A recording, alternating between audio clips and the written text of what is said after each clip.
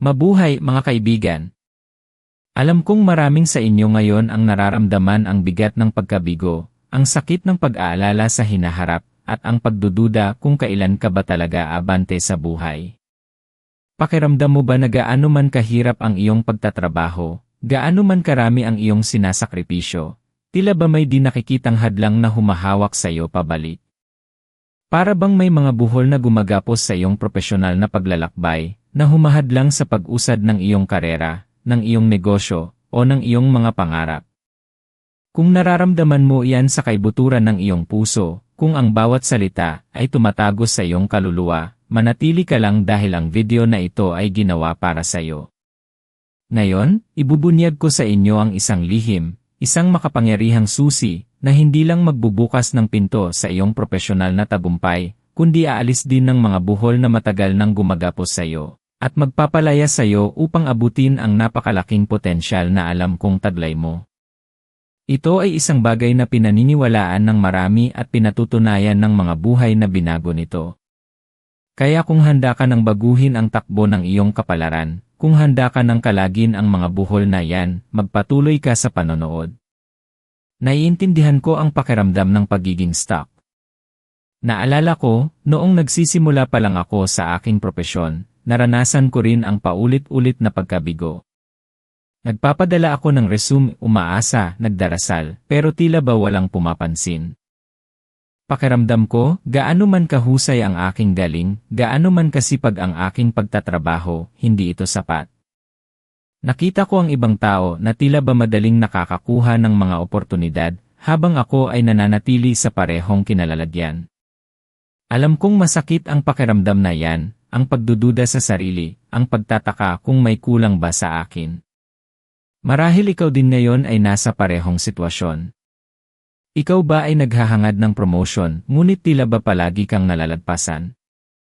Ikaw ba ay isang negosyante na pakiramdam mo ay stuck sa parehong level ng kita, walang paglago, walang bagong kliyente? Ikaw ba ay isang freelancer na nahihirapan makahanap ng consistent na proyekto? O kaya, ikaw ay isang magulang na ang pinapangarap ay mabigyan ng mas magandang buhay ang iyong pamilya, ngunit tila ba ang iyong pinansyal na kalagayan ay hindi gumagapang? Huwag kang mag-alala, hindi alin nag-iisa sa pakiramdam na yan.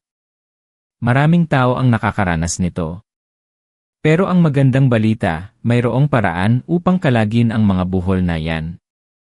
Mayroong isang napakalakas na instrumento na hindi lang magbibigay sa iyo ng kapayapaan ng isip, kundi magbubukas din ng mga pinto ng oportunidad na hindi mo inakala.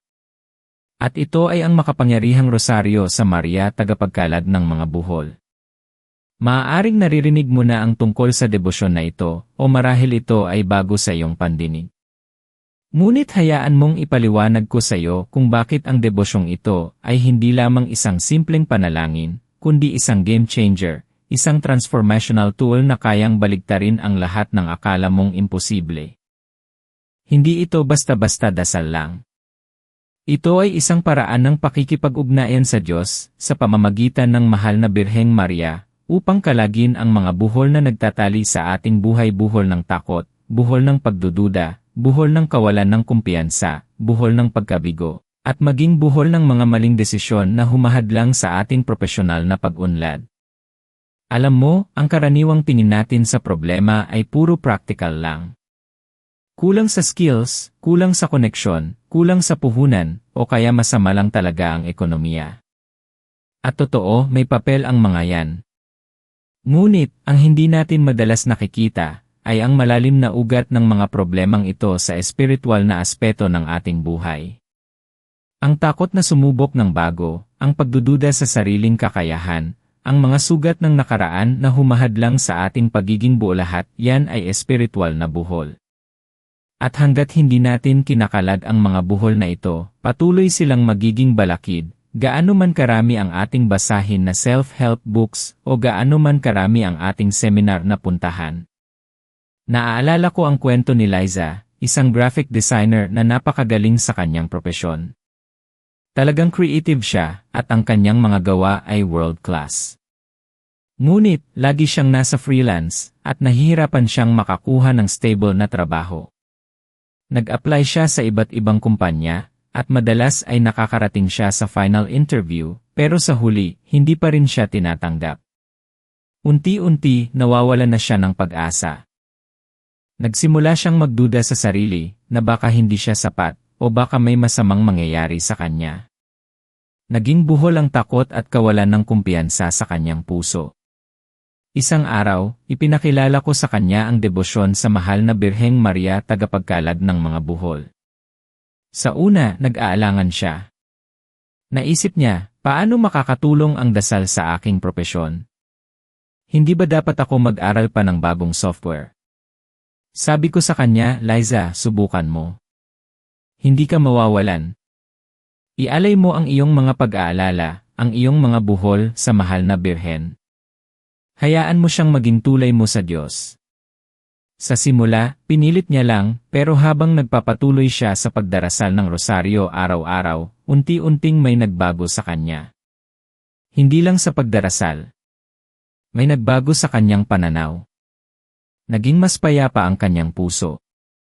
Ang takot niya na mag-fail ay unti-unting nabawasan. Ang dating pag-aalangan niyang mag-propose ng bold ideas sa clients ay napalitan ng kumpiyansa. Bigla, naramdaman niya ang isang internal na paggabay na mag-apply sa isang kumpanya na matagal na niyang pinapangarap, pero hindi niya nilakasan ang loob dahil pakiramdam niya ay too good to be true. Nagdasal siya ng rosaryo, humingi ng lakas at paggabay, at nag-apply. Sa kanyang interview, ramdam niya ang kapayapaan at kumpiyansa. Ibinahagi niya ang kanyang mga ideya ng may passion at conviction. At sa huli, natanggap siya sa trabaho, sa posisyon na higit pa sa kanyang inaasahan. Ito ay hindi lamang tungkol sa swerte. Ito ay tungkol sa pagkalag ng mga buhol sa kanyang isip at puso na humahadlang sa kanyang tunay na potensyal. Ang kwento ni Liza ay isa lang sa libu-libong patunay na ang pananampalataya at ang pagpapakumbaba sa harap ng mahal na Birhen ay kayang magbukas ng mga pinto na akala natin ay sarado. Ang debosyon sa Maria tagapagkalag ng mga buhol ay nagmula sa isang lumang painting sa Germany na nagpapakita kay Birheng Maria na unti-unting kinakalag ang mga buhol sa isang mahabang ribbon na simbolo ng mga problema at pagsubok sa ating buhay. Ang ribbon ay ibinibigay sa kanya ng isang anghel, at pagkatapos niyang kalagin ang mga buhol, ipinapasa niya sa isa pang anghel na nagpapakita ng isang malinis at tuwid na ribbon. Ito ay naging popular lalo na nang ipamahagi ni Pope Francis, noong siya ay arsobispo pa sa Argentina, ang devotion na ito sa buong mundo. Siya mismo ay isang deboto nito, at maraming beses na siyang nagpatunay sa bisa ng panalangin ito. Pero paano nga ba ito gumagana? Bakit ang simpleng pagdarasal ng rosaryo ay kayang magdulot ng ganitong kalalim na pagbabago, lalo na sa ating profesional na buhay? Una, ang rosaryo ay isang forma ng meditative prayer. Kapag nagdarasal tayo, lalo na kapag binubulungan natin ang Aba Ginoong Maria, ang paulit-ulit na pagbigkas ng panalangin ay nagpapakalma sa ating isip. Sa mundong puno ng ingay at distractions, ang paglalaan ng oras para magdasal ay isang powerful na paraan upang isara ang external noise at makinig sa internal na gabay. Sa neuroscientific perspective, ang repetitive nature ng rosaryo ay nakakatulong upang ma-activate ang parasympathetic nervous system na siyang responsible sa rest and digest response ng ating katawan. Kapag relax ang ating isip at katawan, mas bukas tayo sa clarity, intuition, at creative solutions. Nababawasan ang stress hormone na cortisol, at dumarami ang feel-good hormones tulad ng dopamine at serotonin. Hindi lang ito spiritual, mayroon din itong physiological benefit. Ikalawa, ang rosaryo sa Maria tagapagkalag ng mga buhol ay may specific na intensyon. Hindi ka lang basta nagdarasal. Ibinabahagi mo ang iyong mga buhol sa mahal na Birhen. Ang mga buhol na ito ay maaaring ang kawalan mo ng trabaho, ang di pagkakaunawaan mo sa iyong boss, ang hirap mong mag-budget ng pera, ang takot mong magsimula ng negosyo, o ang anumang balakid na humahadlang sa iyong pag-unlad. Kapag ipinagkakatiwala mo ang mga ito kay Maria, inilalabas mo ang bigat sa iyong sarili. Hindi mo na pinapasan ang lahat.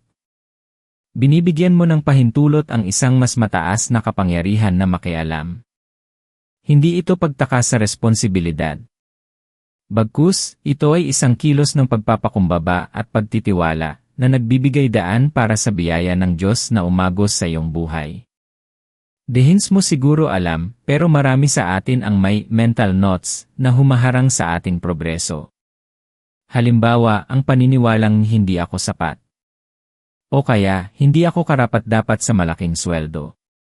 Ito ang mga self-limiting beliefs na madalas nating daladala mula pagkabata o mula sa mga negatibong karanasan. Ang rosaryo, sa pamamagitan ng paglalapit mo sa presensya ng banal, ay nagpapalitaw sa mga buhol na ito. Kapag nagdarasal ka, nagkakaroon ka ng pagkakataong suriin ang iyong sarili, ang iyong mga takot, ang iyong mga hangarin. At sa pagkalag ng mga buhol na ito ng pagdududa, unti-unting nagbubukas ang iyong isip sa posibilidad na kaya mo, na karapat-dapat ka, na may magandang plano ang Diyos para sa iyo. May kwento ako sa inyo tungkol kay Mang Jose, isang veteranong engineer na biglang nawala ng trabaho dahil sa restructuring ng kumpanya. Sa edad niyang 50 anyos, pakiramdam niya ay wala na siyang pag-asa. Sino pa ba ang kukuha sa kanya? Ang buhol niya ay ang takot sa pagtanda at ang pakiramdam na obsolete na siya. Nagsimula siyang magdasal ng rosaryo sa Maria tagapagkalag ng mga buhol. Araw-araw, humingi siya ng gabay. Ang pinakamahalaga sa kanya ay ang kapayapaan sa gitna ng kanyang kawalan ng trabaho. Isang umaga, habang nagdarasal, biglang pumasok sa kanyang isip ang isang ideya na magsimula ng sariling consulting firm, gamit ang kanyang decades of experience. Sa una, inisip niya na imposible. Wala siyang puhunan at hindi siya sanay sa negosyo. Ngunit ang paulit-ulit na dasal ay nagpalakas sa kanyang loob. Sa bawat araw, mas nagiging malinaw ang direksyon. Ang mga dating takot ay unti-unting nalalagas. Ang mga tao sa kanyang paligid ay nagulat sa kanyang desisyon. May nagdududa, may nagbibigay ng payo na maghanap na lang siya ng ibang trabaho. Ngunit si Mang Jose, dahil sa kapayapaan na dulot ng kanyang dasal, ay nanatili sa kanyang desisyon. Kinonsulta niya ang mga kaibigan, nag-research, at unti-unting nabuo ang kanyang consulting firm. At ang pinakakamangha-mangha, ang kanyang unang malaking kliyente ay ang dating kumpanya niya mismo, na kumuha sa kanya bilang consultant para sa isang major project. Ang mga buhol ng takot at pagdududa ay nakalag, at ang isang bagong profesional na daan ay nagbukas. Ito ay isang testamento sa kung paano ang espiritual na paghahanda ay kayang magbukas ng mga pisikal at profesional na pinto. Ngayon, may napakahalagang punto akong nais ibahagi sa iyo. Ang pananampalataya ay hindi hiwalay sa ating trabaho o negosyo. Sa katunayan, ang pananampalataya ang dapat na maging pundasyon ng lahat ng ating ginagawa. Hindi sapat na maging magaling ka lang sa iyong propesyon. Kailangan mo rin ang divine guidance, ang paggabay ng Diyos, upang makita ang mga oportunidad na hindi nakikita ng ordinaryong mata, upang makagawa ng mga desisyon na hindi kayang gawin ng simpleng lohika, at upang magkaroon ng lakas na magpatuloy sa kabila ng mga pagsubok. Ang rosaryo ang nagiging tulay mo para sa paggabay na ito. Paano nga ba natin ito i-apply sa ating buhay, sa ating profesional na paglalakbay? Simple lang, pero nangangailangan ng commitment at tiyaga. Unang hakbang, kilalanin ang iyong buhol. Maglaan ka ng oras, marahil habang nagdarasal ka, o bago ka matulog, at tanungin mo ang iyong sarili. Ano ang mga buhol na gumagapos sa akin ngayon sa aking propesyon? Ano ang pinakamalaking hadlang sa aking pag-usad? Ito ba ay takot, pagdududa, galit, kawalan ng tiwala sa iba, o kaya ay isang specific na problema sa trabaho? Isulat mo ang mga ito. Ang pagkilala sa buhol ay ang unang hakbang sa pagkalag nito. Maging tapat ka sa iyong sarili. Walang judge dito. Tanging ikaw at ang Diyos at ang mahal na Birhen.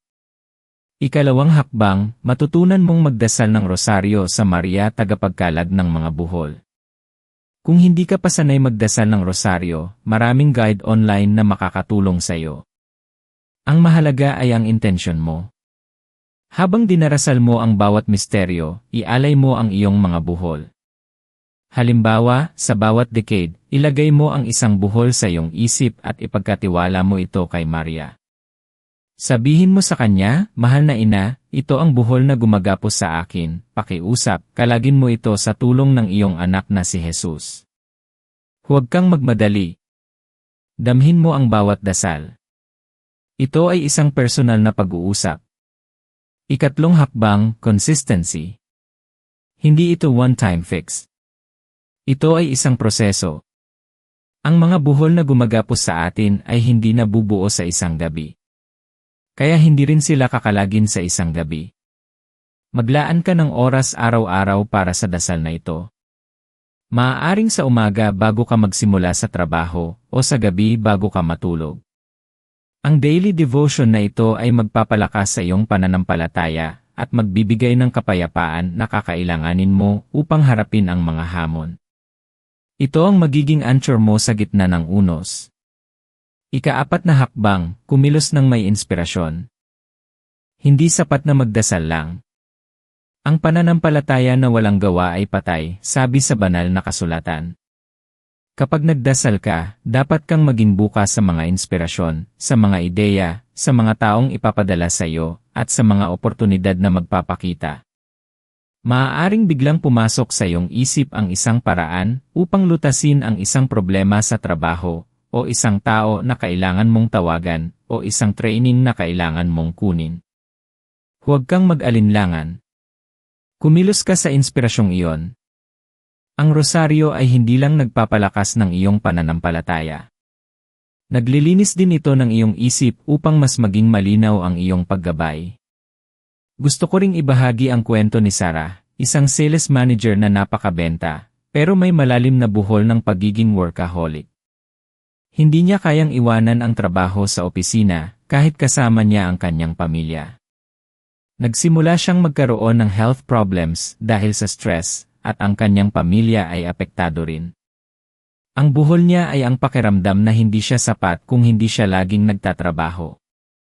Sa kanyang pagdarasal ng rosaryo, nakiusap siya kay Maria na kalagin ang buhol na ito. Unti-unti, nagsimulang magbago ang kanyang pananaw. Naging mas productive siya sa mas maikling oras. Nagsimula siyang matuto kung paano mag-delegate. Mas natutunan niyang magtiwala sa kanyang team. At sa bawat oras na ginugol niya kasama ang kanyang pamilya, mas nararamdaman niya ang kasiyahan at kapayapaan. Ang kanyang profesional na pagganap ay hindi bumaba, sa katunayan, mas naging masaya siya at mas naging effective sa kanyang trabaho. Ang tunay na tagumpay ay balanse. Pero paano kung hindi agad mangyari ang himala? Paano kung parang walang pagbabago? Ito ang pinakamahalagang tanong, at ang sagot ay tiyaga at tiwala. Ang pananampalataya ay hindi parang fast food. Ito ay parang pagtatanim ng puno. Kailangan ng tiyaga, pag-aalaga, at paghihintay. May sariling timing ang Diyos. Ang mahal na birhen ay laging nakikinig, at ang ating mga dalangin ay hindi nasasayang. Ang importante ay ang patuloy na pagdarasal, patuloy na pagtitiwala, at patuloy na pagkilos. Minsan, ang pagkalag ng buhol ay hindi agad dumarating sa paraang inaasahan mo. Minsan, ang buhol ay kinakalag sa pamamagitan ng pagbabago ng iyong puso, ng iyong pananaw, na siya namang nagbubukas ng mga bagong oportunidad. Ang pagbabago ay nagsisimula sa loob. Tandaan, ikaw ay nilikha na may layunin. Mayroon kang natatanging talento at kakayahan. Ang Diyos ay may magandang plano para sa iyo, at ang kanyang kalooban ay hindi kailanman magiging masama. Ang iyong profesional na daan ay bahagi ng planong iyon. Huwag mong hayaang ang anumang buhol ay pigilan ka sa pag-abot ng iyong buong potensyal. Ang rosaryo sa Maria tagapagkalag ng mga buhol ay isang makapangyarihang tuol na ibinigay sa atin upang tulungan tayong mag-navigate sa mga hamon ng buhay, upang kalagin ang mga buhol, at upang buksan ang daan tungo sa kapayapaan at tagumpay. Ito ay isang proseso ng pagpapakumbaba, pagtitiwala, at patuloy na pananampalataya. Ngayon, nais kong malaman niyo kung saan kayo nanggaling at kung anong buhol ang nais ninyong kalagin. ay comment ninyo sa ibaba. Ang inyong mga kwento ay inspirasyon sa ating lahat. Malaking tulong ito sa akin upang mas maintindihan ang ating pamilya at makagawa pa ng mas marami pang nakakapagpabagong nilalaman. Ang pagbabahagi ng iyong pinagdadaanan ay hindi tanda ng kahinaan, kundi tanda ng lakas. Tanda ito ng pagiging handa mong humingi ng tulong at maging bukas sa pagbabago. Maging bahagi tayo ng komunidad na ito na nagtutulungan at nagpapalakas ng loob sa isa't isa sa paglalakbay ng buhay. Nakita natin kung paano ang isang simpleng dasal ay maaaring maging susi sa napakalaking pagbabago sa iyong profesional na buhay. Hindi lang ito tungkol sa swerte. Ito ay tungkol sa pagkakaroon ng tamang mindset, ng divine guidance, at ng kapayapaan sa puso na kayang harapin ang anumang hamon. Ang mga buhol ay hindi mananatili ng habang buhay. May katapusan ang bawat pagsubok. At ang rosaryo sa Maria tagapagkalag ng mga buhol ang isa sa pinakamabisang paraan upang mapabilis ang pagkalag ng mga buhol na yan. Isipin mo, isang buhay na malaya sa pagkabahala sa trabaho, puno ng oportunidad, kung saan ang iyong talento ay ganap na nagagamit, kung saan ikaw ay may tunay na halaga at kontribusyon. Isang buhay na pinagpala, hindi lang sa pinansyal, kundi sa kapayapaan ng isip at kaluluwa. Isipin mo na ang bawat pinto na dati sarado ay biglang nagbubukas, at ang bawat balakid ay nagiging hakbang patungo sa iyong pangarap. Iyan ang buhay na naghihintay sa iyo kung buong puso kang magtitiwala at kumilos. Huwag kang mag-alinlangan. Simulan mong isama ang rosaryo sa Maria tagapagkalag ng mga buhol sa iyong pang-araw-araw na gawain. Simulan mo ng kalagin ang mga buhol na gumagapos sa iyo. Gawin mo ito ng may pananampalataya, may tiyaga, at may pagmamahal. Ang iyong paglalakbay tungo sa profesional na tagumpay at kapayapaan ay nagsisimula sa isang desisyon na magtiwala, na humingi ng tulong, at kumilos ayon sa paggabay. Walang buhol na hindi kayang kalagin ng Diyos sa pamamagitan ng mahal na Birhen. Ikaw ay mahalaga. Ang iyong mga pangarap ay valid. Ang iyong kakayahan ay totoo at higit pa sa iyong iniisip. Huwag mong hayaang ang anumang buhol ay pigilan ka sa pag-abot ng iyong buong potensyal. Ang Diyos ay may magandang plano para sa iyo, isang plano para sa pag-asa at kinabukasan. At si Birheng Maria ay laging handang tumulong bilang ating mapagmahal na ina. Yakapin mo ang kapangyarihan ng pananampalataya. Yakapin mo ang debosyon sa mahal na Birhen. At saksihan mo ang pagbabago na magaganap sa iyong buhay. Ngayon, hayaan mong samahan kita sa isang napakalakas na panalangin upang simulan ang pagkalag ng mga buhol sa iyong profesional na buhay. Ipagpatuloy natin ang espiritu ng rosaryo sa pamamagitan ng panalangin ito. Mahal naming Ama sa langit, sa ngalan ng iyong anak na si Jesus, at sa pamamagitan ng mapagmahal na pamamagitan ng mahal na Birheng Maria, ina tagapagkalag ng mga buhol, kami ay lumalapit sa iyo ngayong araw. Nagpapasalamat kami sa biyaya ng pananampalataya, sa patuloy mong paggabay sa bawat sandali ng aming buhay, at sa pagmamahal ng aming ina, si Maria, na laging handang tumulong sa amin. Dalangin namin, O Diyos, na sa tulong ni Maria, kalagin mo ang lahat ng buhol na gumagapos sa aming profesional na pag-unlad at paglago. Kalagin mo ang buhol ng takot na sumubok ng bago, ang buhol ng pagdududa sa aming sariling kakayahan, at ang buhol ng kawalan ng kumpiyansa sa harap ng mga hamon. Kalagin mo ang buhol ng pagkabigo mula sa mga nakaraang pagsubok, at ang buhol ng paghahambing sa iba na pumipigil sa aming tunay na halaga. Pakiusap, ina naming mahal, tagapagkalag ng mga buhol, kalagin mo ang mga buhol ng kawalan ng oportunidad, ang buhol ng mga saradong pinto, at ang buhol ng mga maling desisyon na humahadlang sa aming layunin. Dalangin namin na kalagin mo rin ang mga buhol sa aming mga relasyon sa trabaho, ang mga buhol ng di pagkakaunawaan, at ang buhol ng mga negatibong impluensya na humihila sa amin pababa. Buksan mo ang mga pinto ng pagkakataon, mga pintong akala namin ay sarado na, at mga pintong hindi pa namin nakikita. Linawin mo ang aming isip upang makita namin ang tamang direksyon, ang mga tamang desisyon, at ang mga tamang hakbang na kailangan naming gawin. Palakasin mo ang aming loob upang kami ay maging matapang, malikhain, at masipag sa aming mga gawain. Gabayan mo kami sa bawat hakbang, sa bawat proyektong aming sisimulan, at sa bawat desisyong aming gagawin. Bigyan mo kami ng karunungan upang matuto mula sa aming mga pagkakamali, at ng pag-asa upang patuloy na lumaban sa kabila ng pagsubok. Naway ang aming propesyonal na paglalakbay ay maging daan upang luwalhatiin ang iyong pangalan, at upang makapagbigay kami ng mas malaking kontribusyon sa mundong ito. Ipagkaloob mo ang iyong proteksyon at kapayapaan sa aming mga puso at isipan. Naway ang aming pananampalataya ay lumalim araw-araw, at naway laging maging malapit kami sa iyo at sa iyong ina. Naniniwala kami na sa iyong kapangyarihan, walang buhol na hindi makakalag, walang pangarap na hindi maaabot, at walang propesyonal na daan na hindi kayang buksan. Ito ang aming dalangin sa iyong banal na kalooban. Amen. Kung ang mensaheng ito ay nagbigay ng pag-asa at inspirasyon sa iyo, huwag kalimutang i-like ang video na ito at mag-subscribe sa aming channel. I-click mo rin ang notification bell para lagi kang updated sa aming mga bagong video na makakatulong sa iyong paglalakbay.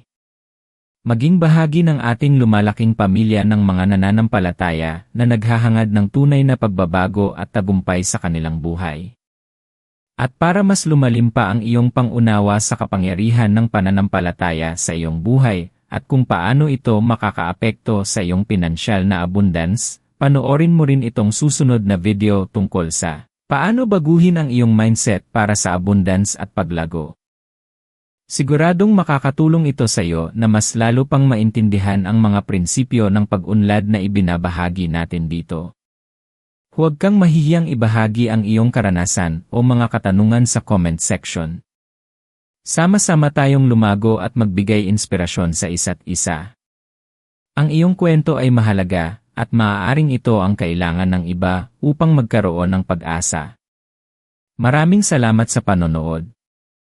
Naway pagpalain ka ng Panginoon at ng mahal na Birheng Maria sa iyong paglalakbay. Tandaan, hindi ka nag-iisa. Hanggang sa muli mga kapatid.